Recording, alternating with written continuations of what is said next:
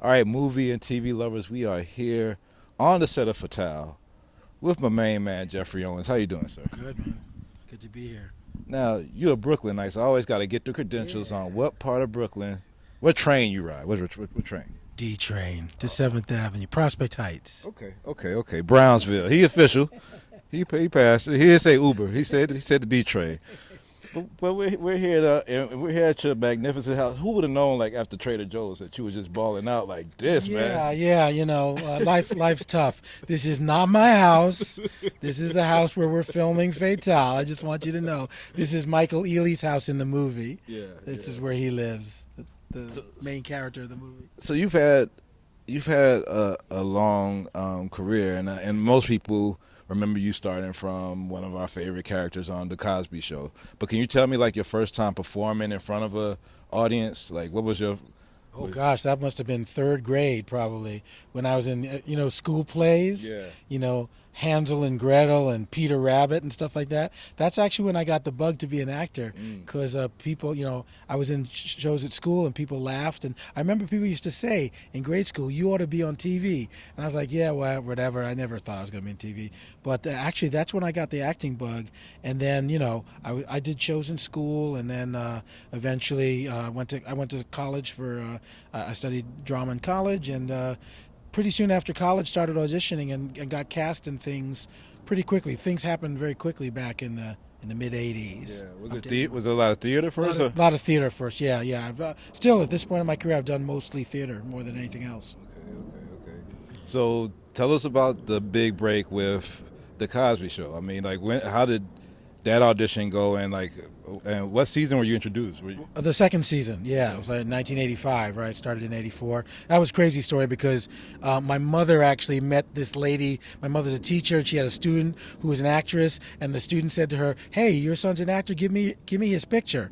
So my mother said, "Give me your picture." And I said, "Come on, Mom, leave me alone."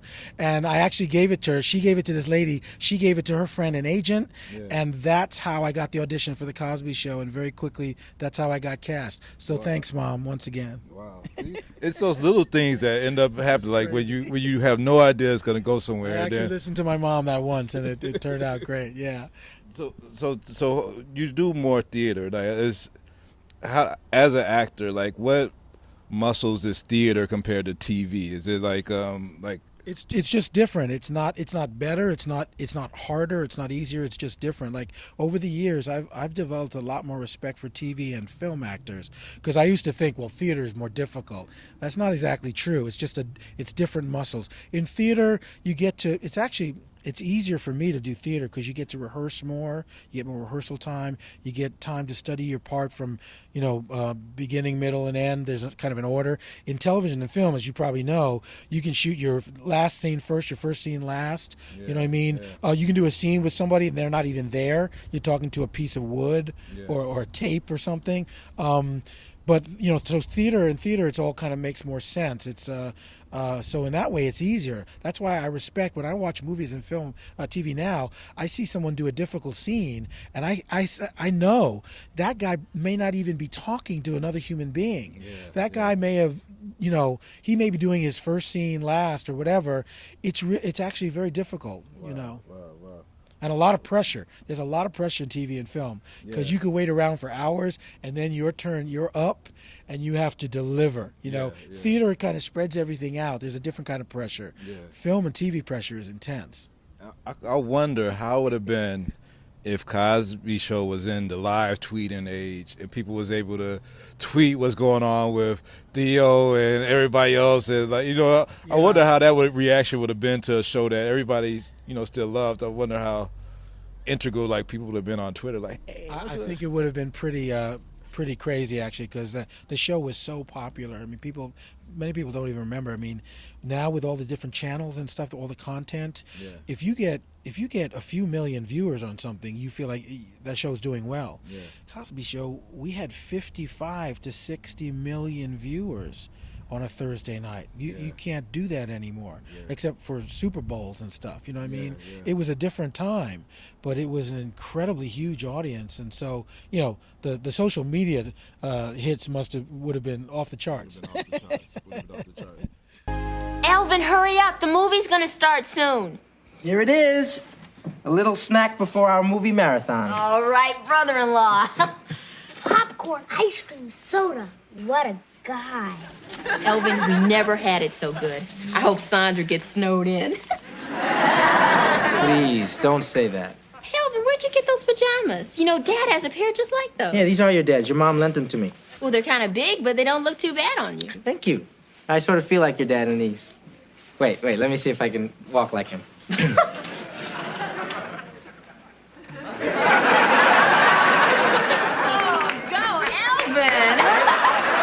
Do I got it? Yeah, 2 more. Okay. Hey, Pud!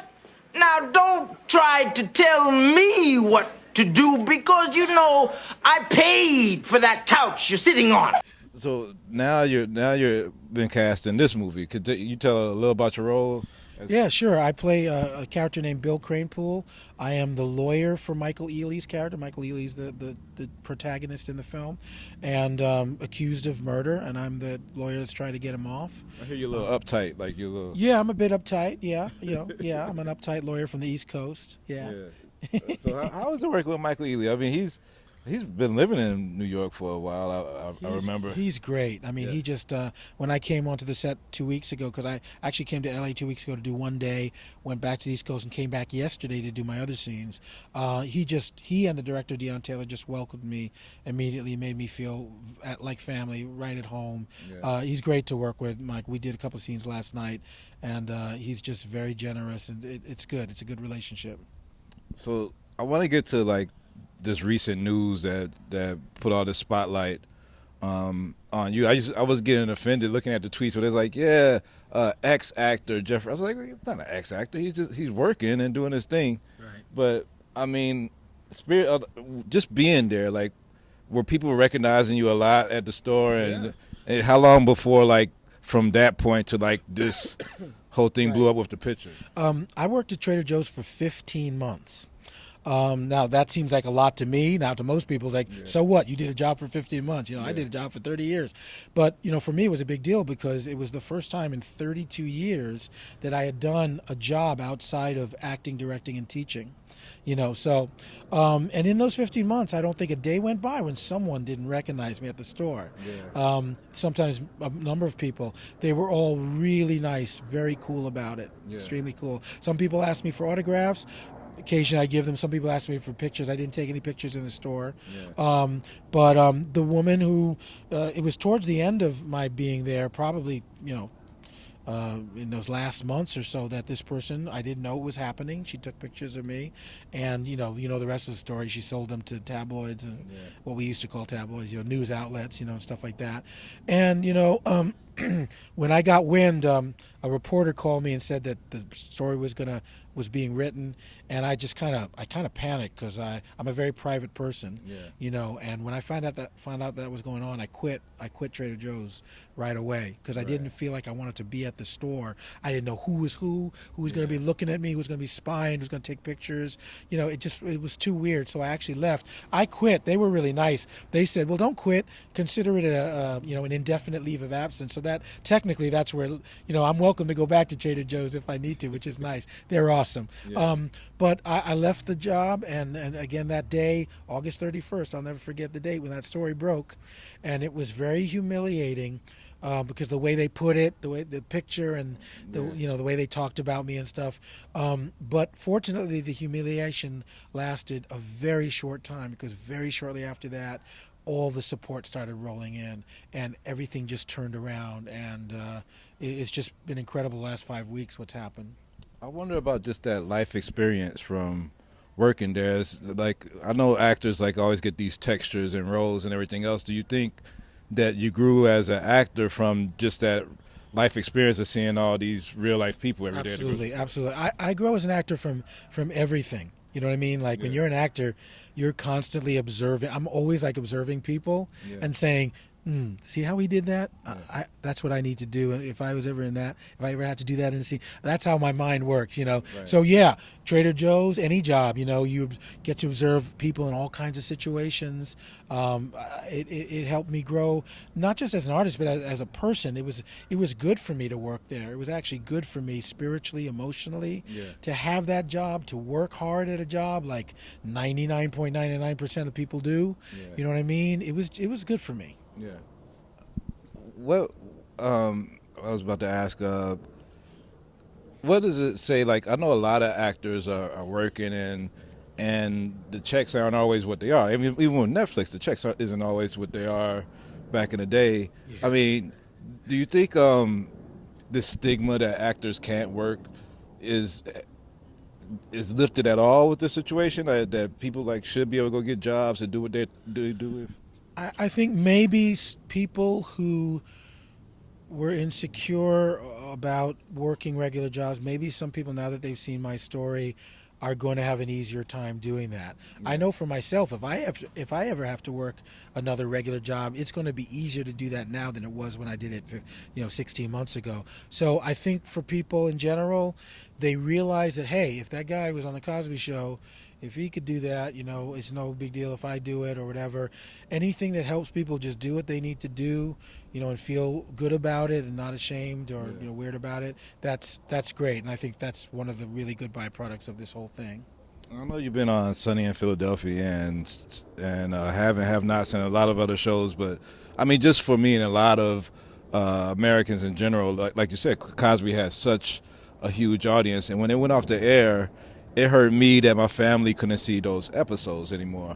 But like financially, like how does that affect the actor when you come? Because we've seen that happen with Netflix. With how does that? How does it affects you? Yeah. I mean, when the Cosby Show was pulled from the air recently, that's a certain amount of money that I don't get anymore. Yeah, right. And it wasn't a huge amount of money, but to me, it was. It's significant.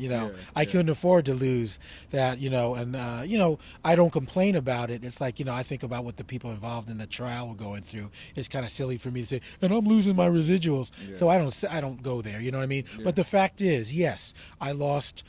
For me, what is a significant amount of income, and that's just the way it goes. That's life, and that's one of the circumstances that led to my feeling like I just had to take any job, whatever I needed to get by. Well, I hate that the spotlight came through in some way that was trying to paint, some type of embarrassing situation, but I'm glad that it's all these opportunities that's opened up, and people's like, hey, let me give this great actor a job, and it seems like this role in Fatale is gonna be cool with you and Michael Ealy, so I'm glad to just see you back doing your thing on TV and now on film. Not as glad as I am. Good to see you, Geoffrey Owens. You too, man. Pleasure. Thank you. Thank you.